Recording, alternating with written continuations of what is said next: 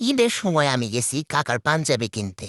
পাঞ্জাবি কিনতে যেয়ে ভাবলাম, সবারই তো পাঞ্জাবি আছে কিন্তু কারোর তো খুঁটি নাই। আমি যেহেতু বড় ছেলে, সবার জন্য খুঁটি দেখি। তা আমি দেখা শুরু করলাম একে একে বড়দের খুঁটি। মনে মনে ভাবতেছি দাদার, বাবার, নানার, কাকার, মামার সবার জন্য খুঁটি কিনবো। একে একে একটার পর একটা খুঁটি দেখে যাচ্ছি, কোনোটা পছন্দ হয় না। এরে এরে, এই মহিলা আমার মাথার উপরে হাত দিল কেন? আমার কি ছোট মানুষ ভাবছে নাকি? আচ্ছা যাই হোক, ওইসব এখন দেখার সময় নাই, আমি ঘুটি দেখি। এই নীল ঘড়িটা তো ভালোই লাগতেছে। আচ্ছা, এই ঘড়িটার দাম কত? ও মা, আমার কথা কেউ শুনে না নাকি? মনে হয় ছোট মানুষ বলে পাত্তা দিচ্ছে না। আচ্ছা ঠিক আছে, ব্যাপার না। আমি এবার এই দিকে যাই, দেখি আমার সাইজের কোনো কুর্তি আছে নাকি। ও বাবা, সবাই দেখি শপিং করতে খুবই ব্যস্ত। আচ্ছা থাক গা, ওইসব দেখার টাইম নাই। আরে, মেরুন কোটিগুলো তো সুন্দর লাগতাছে, একটা নিয়ে নিব নাকি?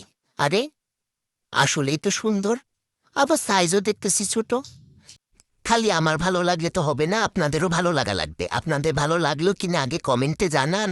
আপনারা কমেন্টে জানালেই আমি কিনে ফেলবো।